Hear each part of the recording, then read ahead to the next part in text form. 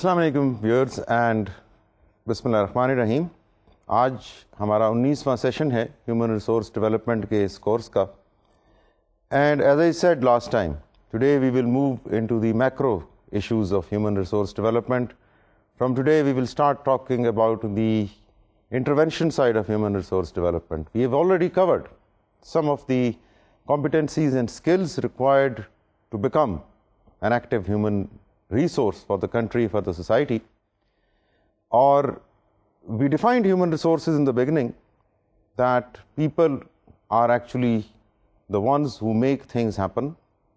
But to make things happen, they need a set of circumstances, and those set of circumstances, if we look deeply into various versions of HRD definitions, then we will clearly know what are those set of circumstances. ایک تو ہم نے skills کی, competencies کی, inculcation کی بات کی, but there is also a basic level, because once we start talking about communication and personality and relationships and leadership and all those skills which we talked of, we cannot forget the basic necessities of the requirements for a human being to get sustained in this life and also to get developed as the time passes. So we will look at some of the definitions which are presented by the scholars of human resource development, and one of the definitions which I'll show to you is from 1986 literature, and Mr. Ghee was the one who gave this definition. We'll first read it and then analyze it and talk about it.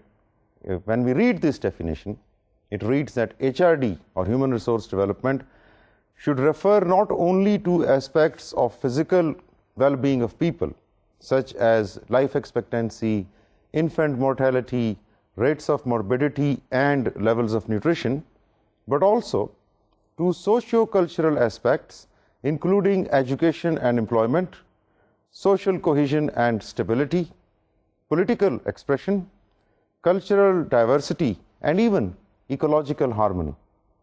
In fact, the only dimension of intrinsic value in development is the human dimension in its totality.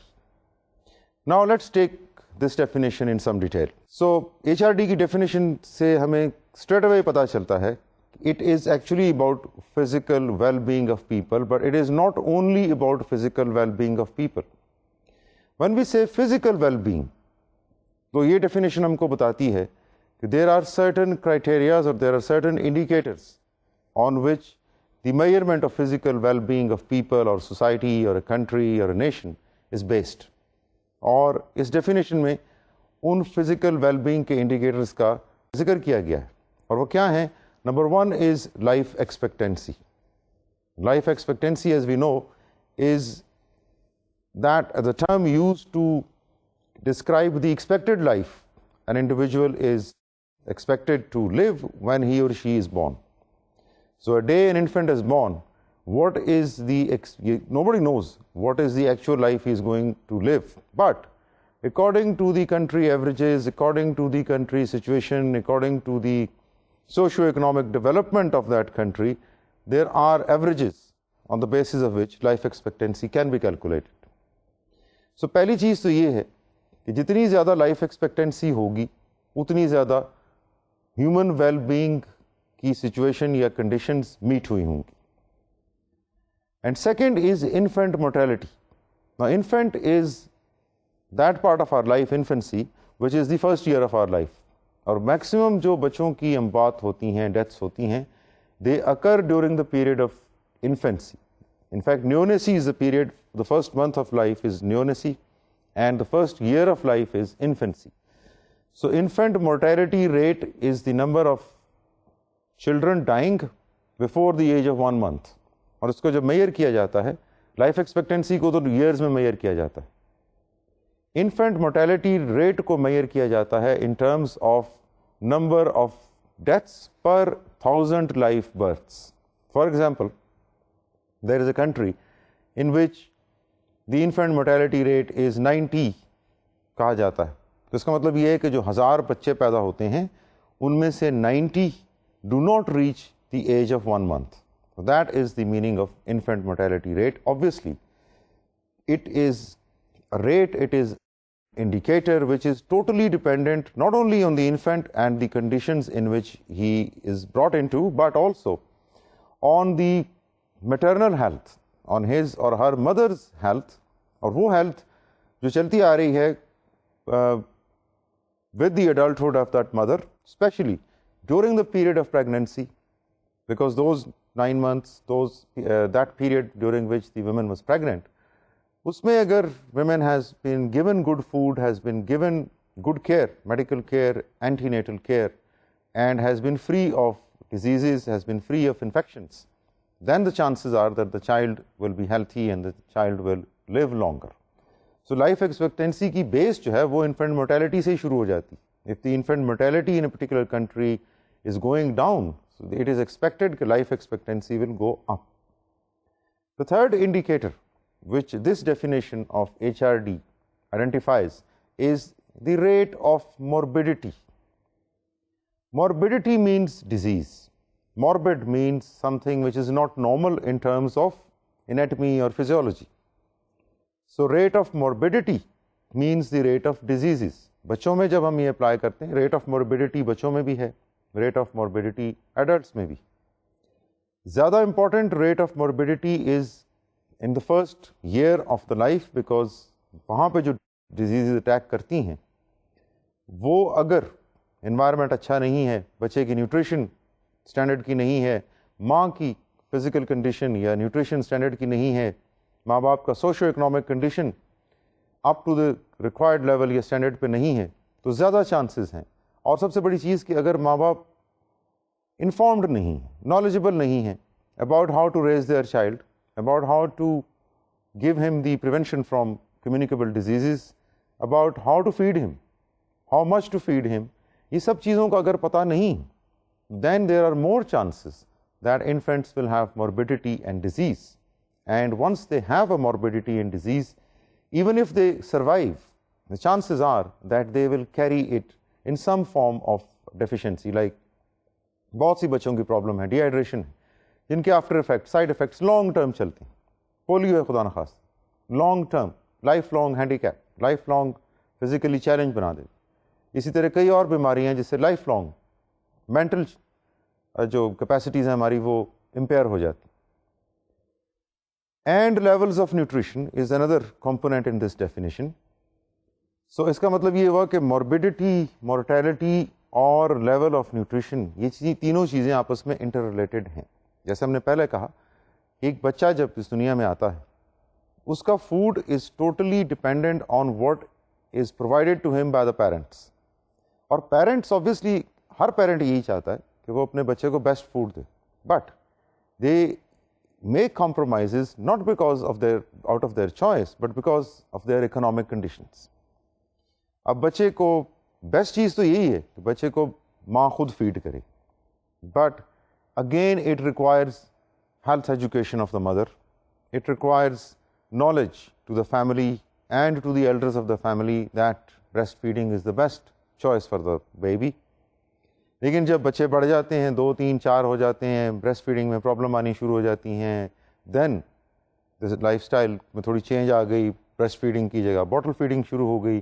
اس سے پھر nutrition کو, اب nutrition ایک زمانہ تھا جب پیڈیاٹریشنز یہ کہتے تھے کہ بچہ جب روئے یا جب وہ بھوک لگے اس کو دودھ مانگے تو دے دیں, یعنی فیڈ آن ڈیمانڈ.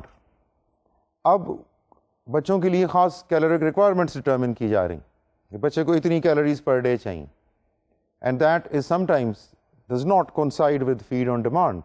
سو کتنا اگر باٹل فیڈنگ کر رہے ہیں تو پھر اس میں دا مدر اور the person who is making the milk has to know کہ کتنے پانی میں کتنا دودھ مکس کرنا ہے, اس کی کانسنٹریشن کتنی رکھنی, so that the child does not over اور under hydrates and his systems keep on growing normally and keep on growing optimally.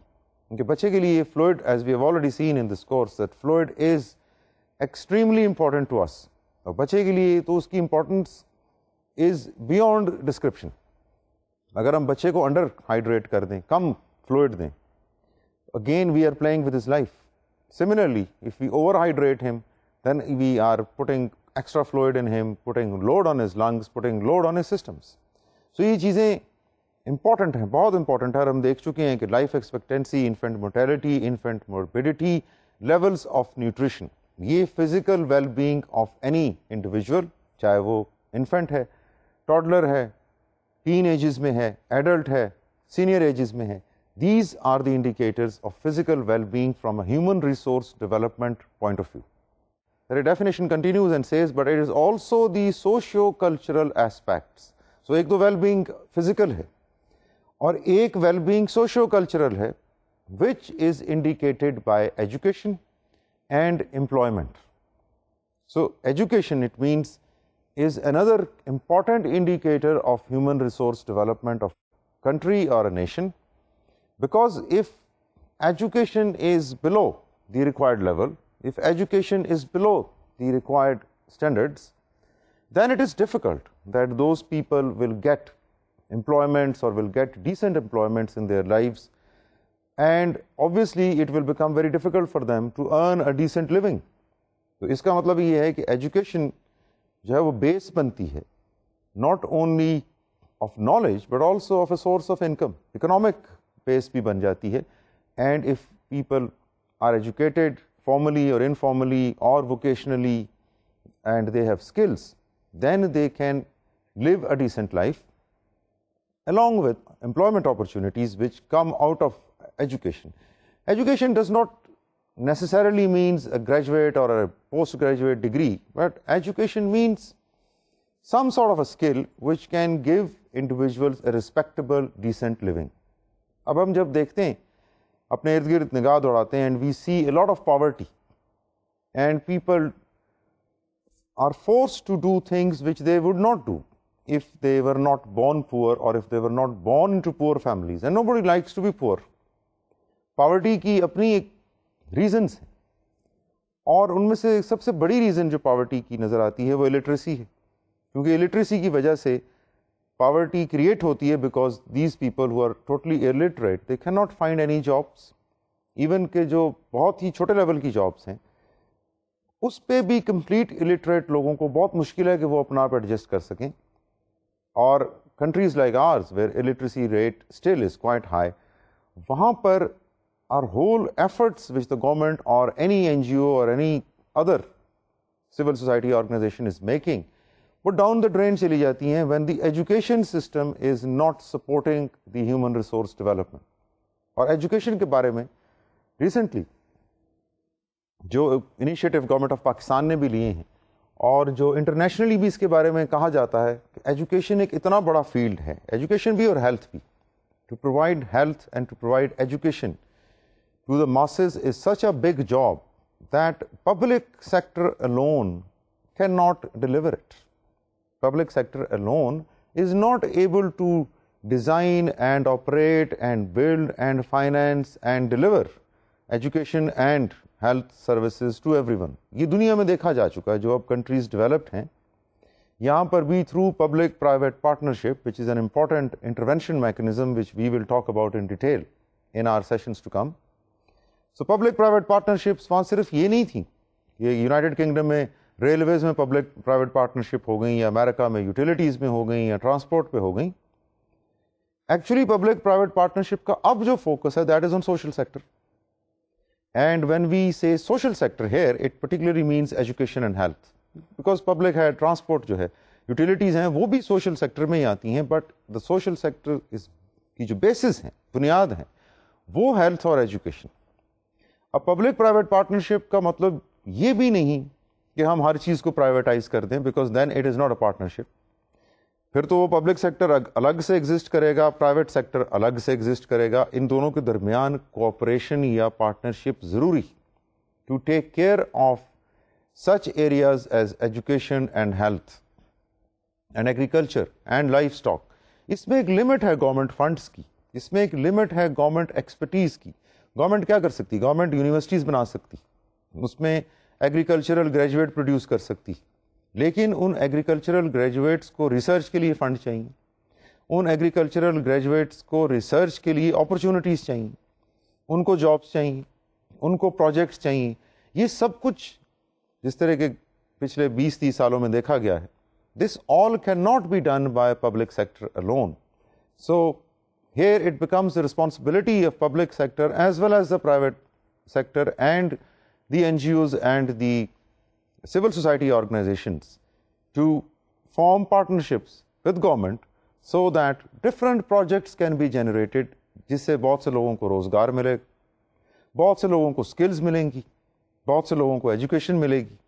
لیکن یہ پبلک پرائیویٹ پارٹنرشپ کا جو کلچر ہے یہ ڈیولپ ہونا بھی ڈپینڈنٹ ہے ایجوکیشن کے اوپر. If the private sector is only looking after making money, جس طرح ایجوکیشن میں ہم نے دیکھا for the last 20-30 years we can say, اور فگرس اس کو سپورٹ کرتے ہیں کہ private education in our country has increased tremendously. Private education imparting institutions کا جو نمبر ہے وہ بہت بڑا ہے.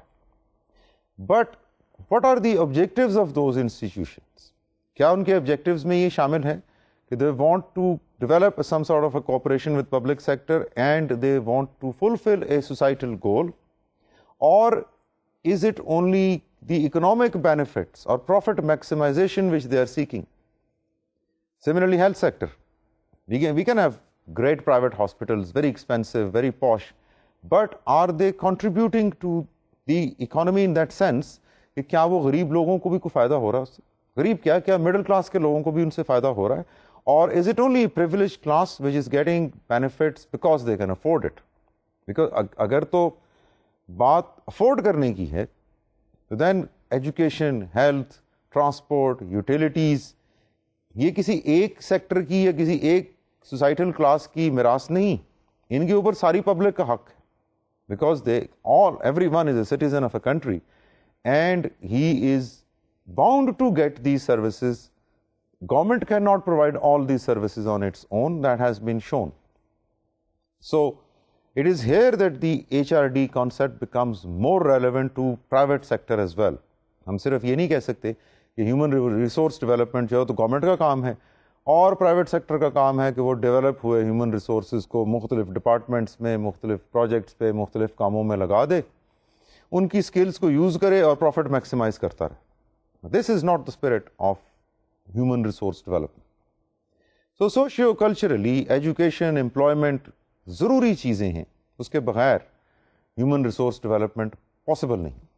اور ایک اور چیز جو اس ڈیفینیشن میں کلیئر کی جاتی ہے وہ social cohesion اور stability. کیونکہ آپ دیکھیے اگر کنٹری میں، نیشن میں اکنامک اپرچونٹی سب لوگوں کے پاس نہیں، کلاس گیپس ہیں، کوئی لوگ بہت امیر ہیں، اکثر غریب ہیں، تھوڑی سی مڈل کلاس ہے، تو اس کا مطلب ہے پھر سوسائٹی میں سوشل کوہیژن نہیں. ہم اپنے یہاں دیکھتے ہیں، if you look at our own example, تو ہمارے یہاں 3 اسٹریمز ہیں ایجوکیشن کی. ایک اسٹریم ہے جو پریویلیج کلاس کے بچے جہاں جاتے ہیں، وہاں پر وہ چاہے وہ public school, mostly private schools ہیں، اور وہ انگلش اور ویسٹرن سسٹم کے اوپر بنے ہیں. ماڈرن ایجوکیشن وہ دے رہے ہیں، میتھس پڑھاتے ہیں، سائنس پڑھاتے ہیں، ایجوکیشن میں لیٹسٹ ٹیکنیکس یوز کرتے ہیں.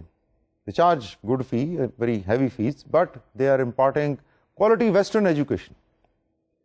ایک بہت بڑا سیکٹر ہماری سوسائٹی میں جو ہمیں شاید اربن ایریاز میں اتنا نظر نہ آتا، but which I think forms around 60-70% of the population of Pakistan as the people living in towns and villages. یہ لوگ ٹاؤنز اور ولیجز میں they can not afford to go to private schools and they don't have private schools there, so they go to public schools. اب public schools میں medium of instruction English نہیں ہے، mostly it is Urdu. So وہاں سے ہم نے straight away 2 اسٹریٹاز create کر دیے سوسائٹی میں کہ جب یہ بچے بڑے ہوں گے تو جو بچے تو انگلش میڈیم ویسٹرن اسکولس میں جا رہے ہیں they are familiar with English, they can go abroad, they can seek highest jobs, they can go to industry, they can become doctors, engineers. اور یہ جو پبلک سیکٹر والے بچے ہیں یہ جب ایف اے کرتے ہیں یا بی اے کرتے ہیں تو ان کے لیے لائف میں اپرچونٹیز اتنی نہیں ہیں جتنی کہ ان کے پہلے اسٹریٹاز کے بچوں کو ہیں، because of their good schooling and good bases and good foundations in terms of education. اور پھر ایک بہت بڑی تعداد ہمارے بچوں کی ایسی بھی ہے جو پبلک اسکول میں بھی نہیں جاتے بلکہ دے گو ٹو ریلیجیس مدارس, دینی مدرسہ ہماری سوسائٹی کا حصہ ہے. سو 3 سسٹم. اب جو ریلیجیس مدارس میں بچے جا رہے ہیں وہ پبلک اسکول کی بھی ایجوکیشن حاصل نہیں کر رہے, ان کی اپنی ایک سلیبس ہے, اس میں کتنا پڑھایا جاتا ہے ان کو میتھمیٹکس یا سائنس, یہ ویری کرتا ہے فرام مدرسہ ٹو مدرسہ and from town to town, it varies. So اگر ہم اوور آل دیکھیں کنٹری سچویشن تو کوئی بھی اسٹینڈرڈائز ہمیں سچویشن نہیں ملتی کہ ایک ہی میڈیم آف انسٹرکشن ہے. چلیں اسکول تو پبلک پرائیویٹ ساری دنیا میں ہے, لیکن میڈیم آف انسٹرکشن اور کورسز اور سلیبائی یہ تو ملتے جلتے ہیں. So that 20 years later when you are producing a young lot, ایک جنریشن جو کہ آ کے کام سنبھال رہی ہے نیشن کا, تو ان میں اگر اتنی ڈسپیرٹی ہوگی کہ وہ ایک دوسرے سے کمیونیکیٹ نہیں کر سکیں گے تو وہ اکٹھے کس طرح ہوں گے. So these are the things which we need to look into. I mean if we are sincerely, ایک تو یہ نا ہم ہیومن ریسورس ڈیولپمنٹ پہ بات کر رہے ہیں from an academic point of view and we are just discussing the definitions, وہ تو اس کورس کا آبجیکٹو نہیں. We want to practically do something, we want to practically change the human resource development progress in Pakistan. تو اس کے لیے پھر ہمیں ان چیزوں کا خیال کرنا پڑے گا. یہ جو 3 اسٹریٹاز ہم سوسائٹی میں بنا رہے ہیں, کیا ہم ایک نیشن جنریٹ کر رہے ہیں اور are we creating different nations within the same nation. That is what is social cohesion and stability, and that goes a long way in serving in things like decreasing crime rate. اگر social stability ہے, social cohesion ہے, تو crime rate کم ہوگا.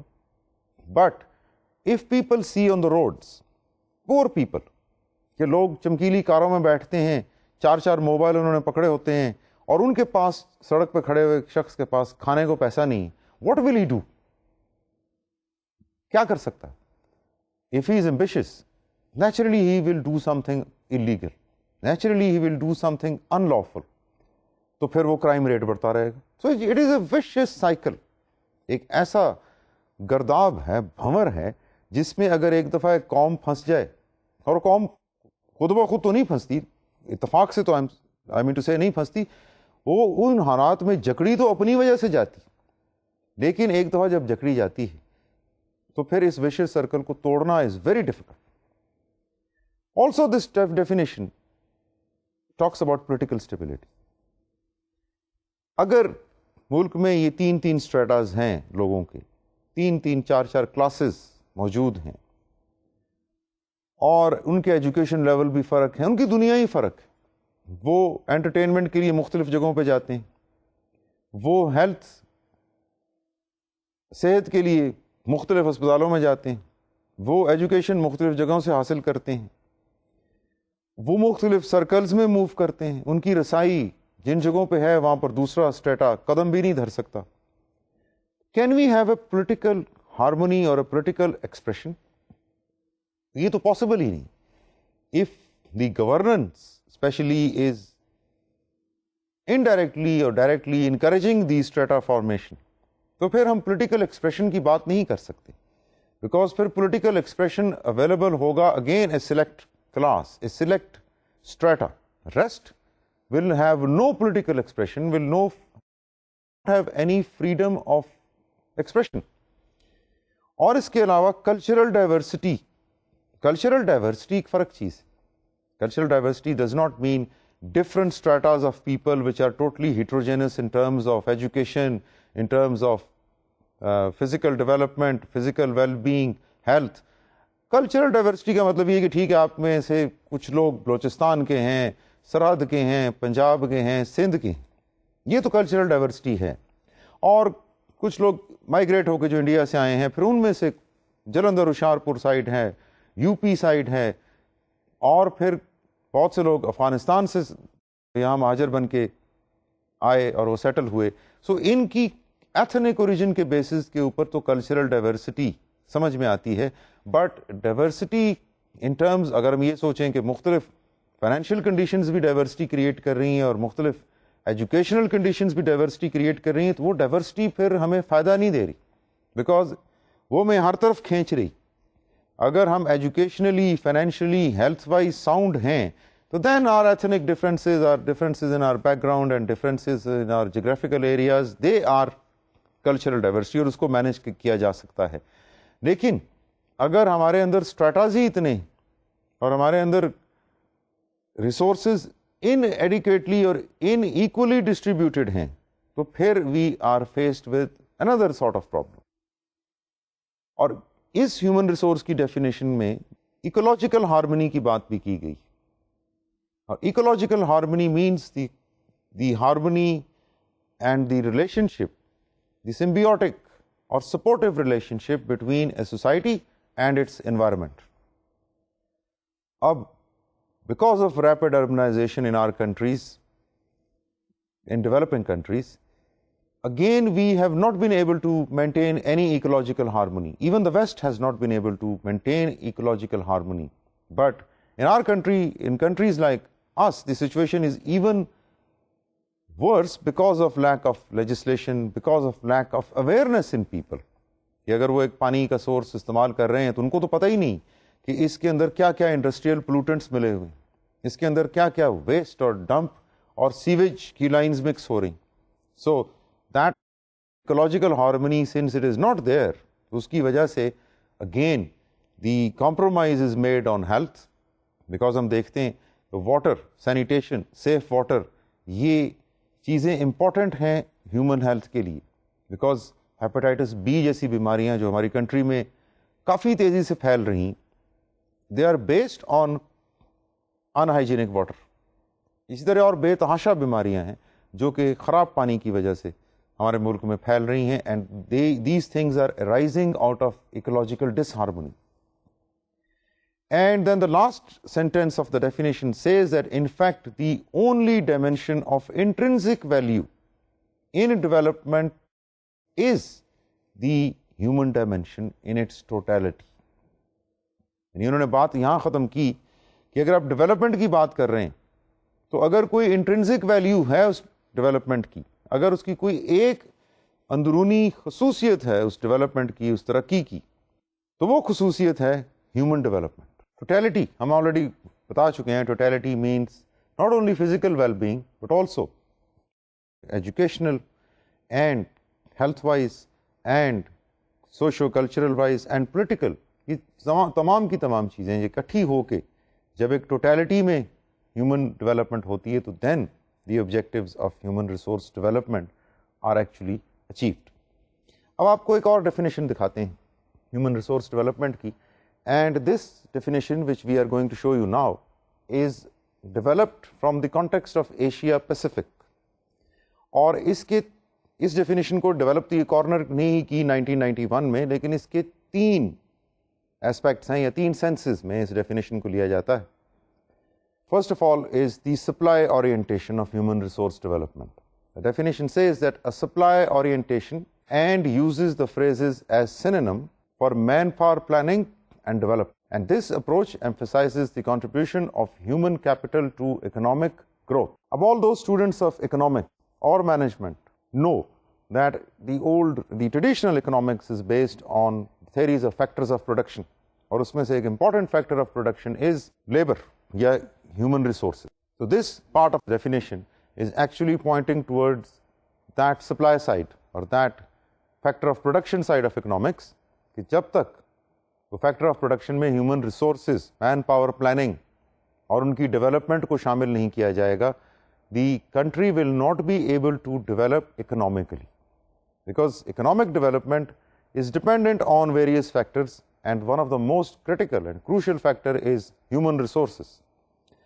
تو یہ supplies, جب ہم یہ کہتے ہیں کہ the supply orientation of human resource development, that means we are talking about the supply of developed human resources who can take up the job of economic development of a country in the form of maybe as qualified doctors, engineers, managers, skilled labor, paramedics, technicians, anybody who is qualified, who has got a skill in his or her field is contributing an important input.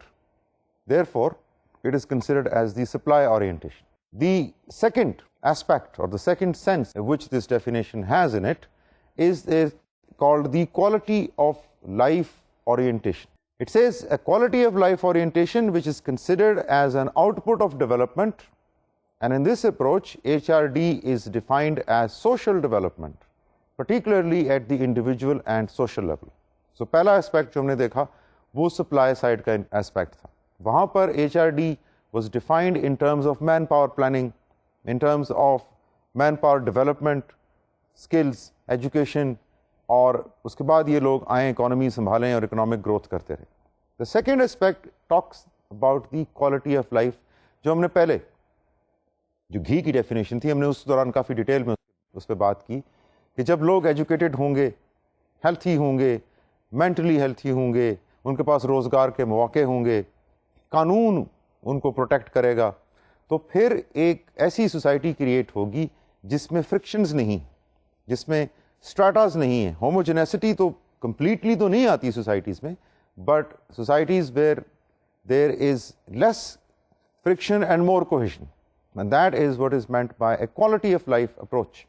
ایک اگر ہم اس کو ایک individual کے اوپر یا ایک individual basis پہ دیکھنا چاہیں تو again an individual who is healthy, who is earning a good living from a decent job, has got a reasonable, decent housing to live, eats good food, reasonable food, breathes in clean air, drinks clean water.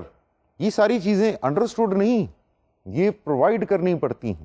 سو اگر یہ سب چیزیں provide کی جا رہی ہیں تو پھر ایک عام انسان کی life he is living a quality life. Quality life does not mean living a luxurious life, because when we are living a luxurious life اور ہمارے 50-60% بھائی بہن غربت کی لائن سے نیچے زندگی گزار رہے ہیں تو پھر ہم کوئی کوالٹی آف لائف اپنے آپ کو بھی نہیں دے رہے, بیکاز ہم جب انکریج کر رہے ہیں اتنی زیادہ کلاس سیگریگیشن تو پھر وہ کوالٹی آف لائف جس پہ ہم سکون سے اطمینان سے بیٹھے ہیں وہ کسی وقت بھی چھینی جا سکتی ہے, because of law lessons, because of the temptations to do illegal activities, because of the economic and social deprivation which leads people to have a behavior which germinates criminal behavior. So یہ چیزیں quality of life کے point of view سے important ہے. تیسرا aspect یا تیسری sense جس میں ہم اس definition کو دیکھ رہے ہیں, that is an integrated view of the first two, or an interactional view which is combining the first two approaches and seeking a complementarity between economic and social development. This is an important point to understand.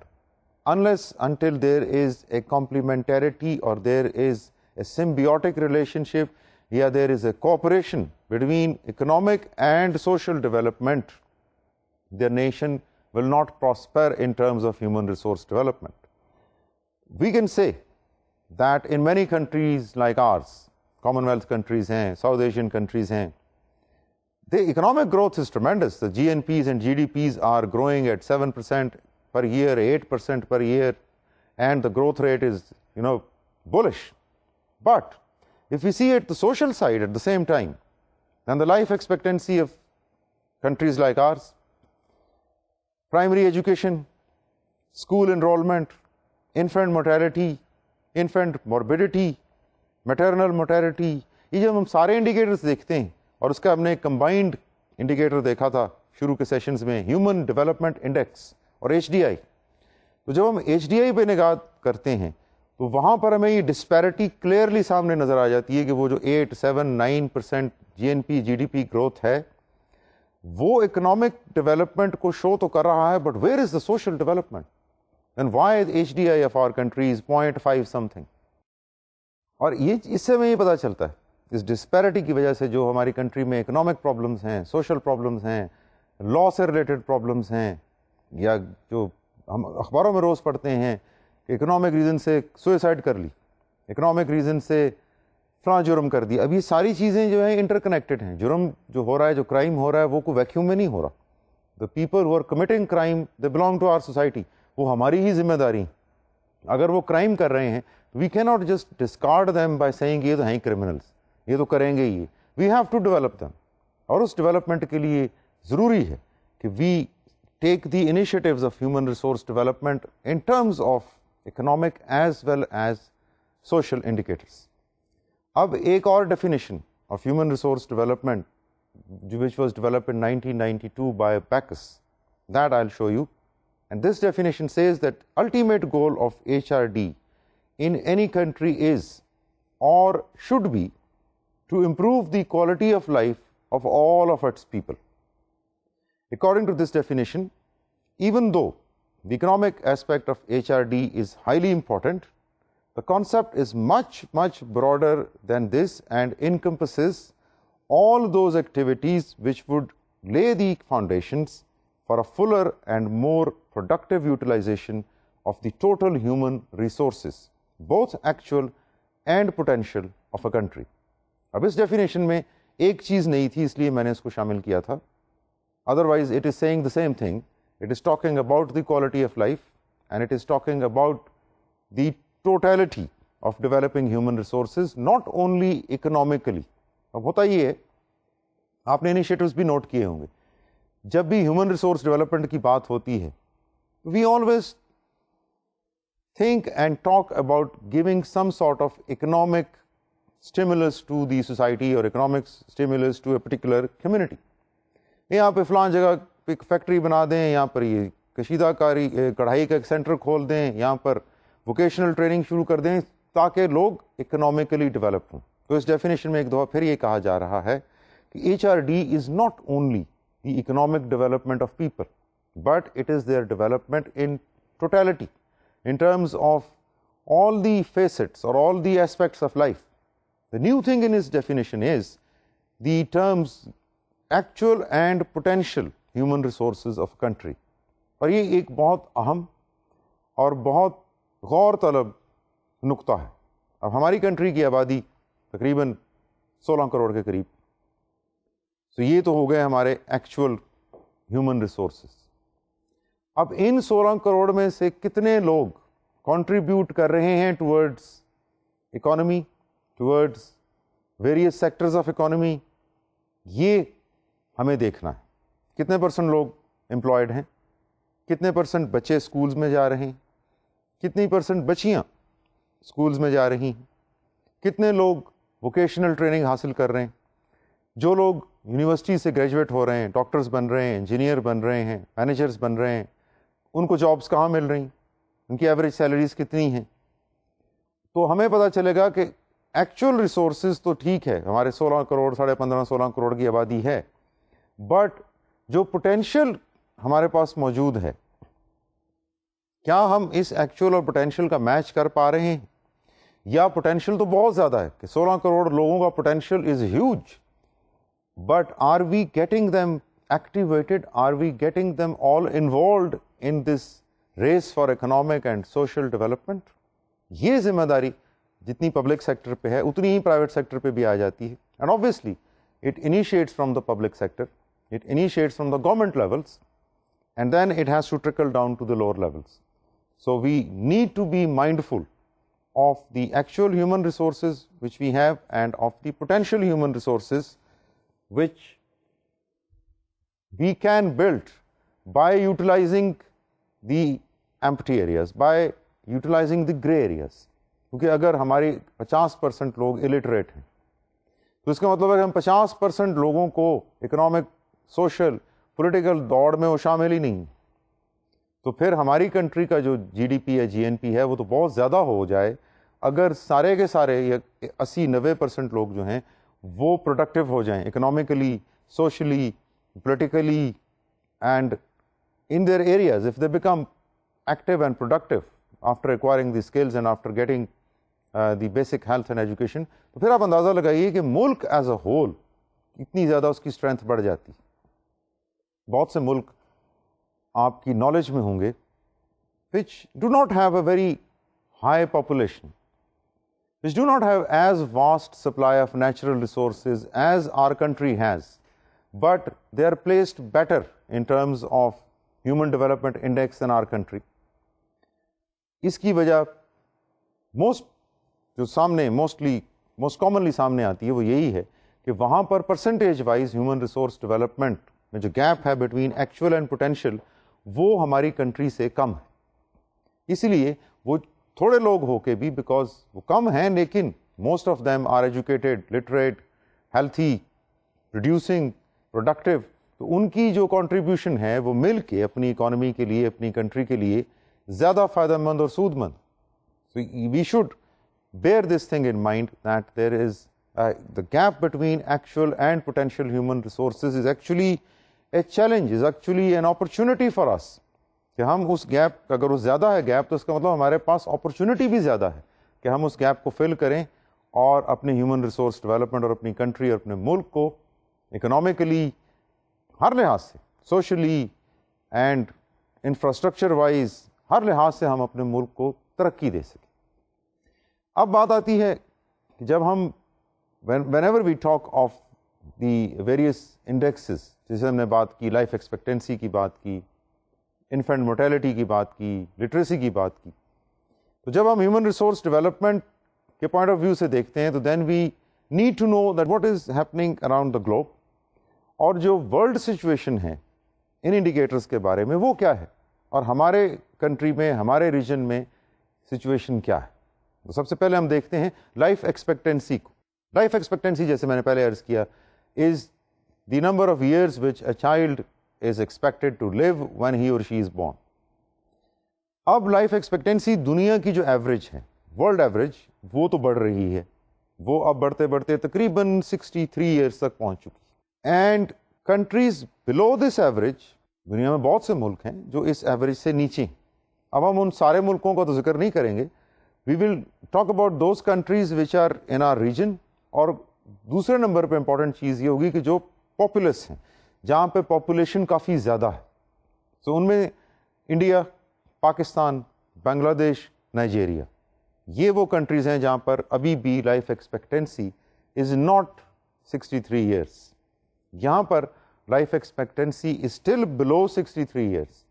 So in these ساک countries یا Asian, South East Asian countries میں ہمیں یہ پہلی چیز تو یہ دیکھنے کو ملی کہ ہماری ایوریج لائف ایکسپیکٹینسی اگر ہم کمپیئر کریں دنیا کی سچویشن سے تو وہ کم ہے. اب ایسی بھی کنٹریز دنیا میں موجود ہیں جہاں پر لائف ایکسپیکٹینسی اس ایوریج سے بہت زیادہ ہے, like the example of Canada, Australia, United kingdom, France.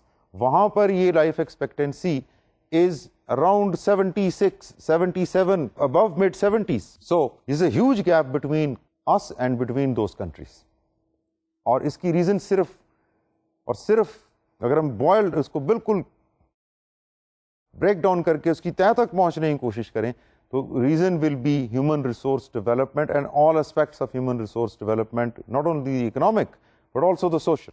سو کیونکہ سوشل اور economic aspects of a country's development are not in disparity, are actually coordinating with each other, are actually adding up, are actually integrating. اس لیے یہ number ہمیں وہاں پر بہتر نظر آئیں گے اپنی کنٹری میں. ہیلتھ کی طرف آتے ہیں. ہیلتھ کی سچویشن اس طرح کی ہے, ابھی بھی we are in 2007 but 1.5 billion people lack the access to basic health facilities. دنیا پوری کی جب ہم آبادی کی بات کرتے ہیں تو ان میں سے 1.5 بلین پاپولیشن کے پاس بیسک ہیلتھ فیسلٹیز کی ایکسیس نہیں. مطلب یہ ہے کہ جب وہ بیمار ہوتے ہیں, بخار ہوتا ہے ان کو, یا نمونیا ہوتا ہے, یا کوئی بیماری ہوتی ہے, تو ان کے پاس بیسک اینٹی بایوٹکس نہیں, ان کے پاس ایکسیس ایکس ریز کی, ای سی جیز کی, بلڈ ٹیسٹ کی, ان کے ایریا میں جہاں وہ رہتے ہیں وہاں پر نہیں. 1.3 billion people of the world lack access to safe and clean water. یہ ایک بنیادی حق بھی ہے اور صحت کی ایک بنیادی ریکوائرمنٹ بھی ہے کہ آپ کی ایکسیس ہو کلین اور سیف واٹر کو. کلین جو دیکھنے میں کلین ہے, اور سیف جو microscopically safe, biologically safe. 1.3 billion people in the world they lack this access. 2.3 billion people in the world lack access to sanitation. یعنی ان کی جو سینیٹیشن ہے, ان کی جو ہائیجین ہے, صفائی ہے, وہ ان کے پاس فیسلٹیز 2.3 بلین لوگوں کے پاس موجود ہی نہیں جن کو اختیار کر کے وہ ایک سیف اور اچھی سینیٹیشن کو اختیار کر سکیں. اگر ہم پرٹیکولرلی افریقہ پہ فوکس کریں, there is 1 adult in every 40 adults which is infected with HIV virus اور ایڈز وائرس. سو 40 میں سے ایک کا مطلب ہے تقریباً 2.5% of the population of adult population of Africa is HIV infected. So یہ ہمارے سامنے صورتحال جو کریٹ ہو رہی ہے، یہ ہیلتھ پوائنٹ آف ویو سے اور life expectancy point of view سے ہم نے HRD کی کانٹیکس میں دنیا کے حالات پہ جب ہم نظر دوڑا رہے ہیں تو ہمارے سامنے یہ سچویشن آ رہی ہے. If you look at the food and nutrition situation, then 1/4, 25% of the world population does not get enough food. Now this is alarming. ایک چوتھائی حصہ دنیا کا جو لوگ ہیں ان کو پورا کھانا یا enough food in terms of quantity, in terms of calories, in terms of ingredients نہیں مل رہا. اسی طرح 1 billion people go hungry in a world. کسی بھی گیون ٹائم پہ 1 بلین لوگ جو ہیں وہ بھوک میں مبتلا ہیں. 180 million children are malnourished. 180 million بچوں کو ان کی ایج کے مطابق کھانا نہ ملنے کی وجہ سے ان کی نرشمنٹ، ان کی گروتھ سٹنٹ ہوئی ہے، ڈیولپمنٹ ان کی نارمل نہیں. 14 million children die before the age of 5 years, again because of social and economic deprivations. 14 million بچے 5 سال کی عمر پہنچنے سے پہلے ہی وہ اس دنیا میں نہیں رہتے. مزید اگر ہم ورلڈ سچویشن دیکھیں ان terms of human resource development, بچوں کے خاص طور پہ اگر ہم فوکس کریں اور ایک انڈیکیٹر پہ which is infant mortality. Infant mortality in poor countries is 115 per 1000 live births. The world average is I think around 90. جو ڈیولپنگ کنٹریز ہیں جیسے ہماری ساؤتھ ایشیا کے ریجن میں کنٹریز ہیں، یہاں پر انفینٹ mortality ریٹ 115 فی 1000 لائف برتھ ہے. ایجوکیشن میں 1 billion adults are illiterate in this world. Again, a huge number amounting to around 20% of the world population illiterate. 300 million children are out of school. تو 300 million بچہ ایسا ہوتا ہے جو school میں نہیں جا سکتا because of varieties of reasons. اور اس میں بوائل ڈاؤن کریں، اگر اس کو ٹریک کریں، جڑ تک پہنچیں تو mostly the reasons are economic, کہ ان کے پاس ریسورسز ہی نہیں. ہماری کنٹری میں جیسے ایشو تو بہت بنتا ہے کہ پاکستان میں، انڈیا میں، بنگلہ دیش میں چائلڈ لیبر بہت زیادہ ہے.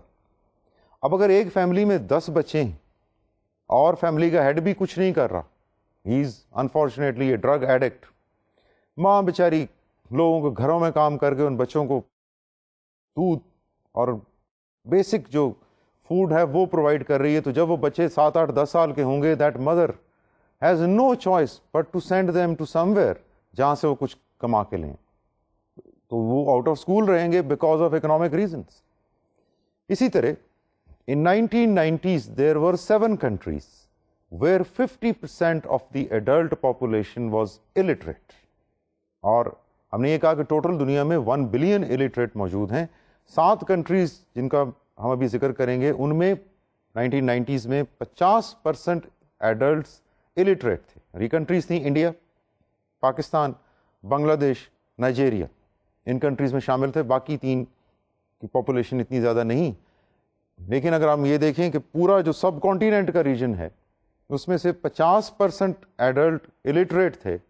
تو آپ امیجن کر سکتے ہیں کہ اگر یہ نمبر کم ہوتا تو 90s میں اگر ہمارے 80% لوگ جو ہیں پڑھے لکھے ہوتے، illiterate نہ صرف 20% ہوتے، تو ہماری اکنامک سوشل ڈیولپمنٹ کہاں تک پہنچ جاتی، اس کا اندازہ آپ لگا سکتے ہیں. اور یہی وہ پوائنٹ ہے جس کو میں نے اسٹریس کیا تھا، ایکچوئل اور پوٹینشیل. ایکچوئل کیا ہے اور پوٹینشیل ہمارے پاس کیا تھا. کنٹریز جہاں پر مین ایئرز آف اسکولنگ 3 سے بھی کم ہیں، یعنی وہ ملک جہاں ایک انڈیویجول 3 سال سے بھی کم کا عرصہ اسکول میں گزارتا ہے، وہ کنٹریز اگین ہیں انڈیا، پاکستان، بنگلہ دیش اینڈ نائجیریا. سو یہ بھی ایک لمحہ فکریہ ہے ہمارے لیے کہ ہمارے پاس ہیومن ریسورسز کی نمبرز میں تو کمی نہیں، لیکن ہم ان کو کسی ایک سانچے میں ڈھال نہیں پا رہے because we are not providing them the basic ingredients required for their development. Similarly اگر ہم انکم اور پاورٹی کو دیکھیں، صرف اپنی کنٹری کے پوائنٹ آف ویو سے اور گلوبلی، تو سب سے پہلی چیز تو یہ ہے کہ 1.2 بلین پیپل سروائیو بیئرلی، جسے کہتے ہیں نا سبسسٹنس کے اوپر زندہ رہنا، بیئرلی آپ کو اتنا کھانا ملے کہ آپ زندہ رہ سکیں. تو دنیا میں 1.2 بلین لوگ ایسے ہیں. اور پاورٹی کو میئر کیا جاتا ہے دو طریقوں سے، ایک تو پر کیپٹا انکم سے، اور ایک پاورٹی لائن سے یا ڈیلی انکم. پر کیپٹا جو ہے وہ سالانہ ہے، اور ڈیلی انکم آپ کو زیادہ اچھا انڈیکیٹر دیتی ہے، اور اس کے لیے جو انڈیکیشن بنائی گئی ہیں وہ پاورٹی لائن کی ہیں کہ کتنے لوگ ہیں جو $1 پر ڈے سے بھی کم انکم پہ زندہ ہیں. اور $1 per day translates into 1800 to 2000 rupees a month. کتنی فیملیز ہیں جو 2000 روپے مہینے سے کم کے اوپر زندہ ہیں، یا $2 اے ڈے تقریباً 4000 روپیہ مہینہ کے اوپر وہ خاندان پورا مہینہ گزار رہے ہیں. اب وہ کس طرح اپنے آپ کو فزیکلی ڈیولپ کریں، کس طرح اپنے آپ کو پوری ڈائٹ اور خوراک مہیا کریں، کس طرح اپنے بچوں کی اسکولنگ کریں، کس طرح اپنے تمام زندگی کے ڈیلی روزمرہ کے اخراجات ڈیمانڈس کو پورا کریں if they are living below this line of poverty. اور پاورٹی لائن وہ لائن ہے جہاں پر بیئر ایگزسٹنس پاسبل ہے کہ آپ زندہ رہ سکیں، سانس لیتے رہیں، نہ پڑھ سکیں، نہ کوئی فیسلٹی حاصل کر سکیں، نہ آپ کی ہیلتھ کی کوئی گارنٹی ہو. اور اب آپ سوچیں کہ ایک ریجن یا ایک کنٹری جہاں پر بہت سے لوگ اس پاورٹی لائن سے نیچے رہتے ہیں، وہاں پر ہیومن ریسورس ڈیولپمنٹ کی لانگ ٹرم سچویشن کیا ہوگی. So today we started to discuss the macro issues involved in human resource development. We talked about various detailed definitions of human resource development provided by the scholars of the field, and we identified and highlighted many important indicators and areas. اس میں economic indicators بھی ہیں، health کے indicators بھی ہیں، social development کے indicators بھی ہیں, and we saw that it is the cooperation and coordination and integration of economic and social development which paves the way for human resource development. اگر ان کے درمیان کوآرڈینیشن یا انٹیگریشن نہیں ہے تو پھر اکنامک ڈیولپمنٹ ٹرانسلیٹ نہیں ہو رہی سوشل ڈیولپمنٹ میں، اور فیوچر اکنامک ڈیولپمنٹ امپیئر ہو رہی ہے، کمپرومائز ہو رہی ہے، because the human resources which are available for those economic development are not developed. We'll continue with this discussion inshallah in the next session. Till then, it is Khuda Hafiz. Take care.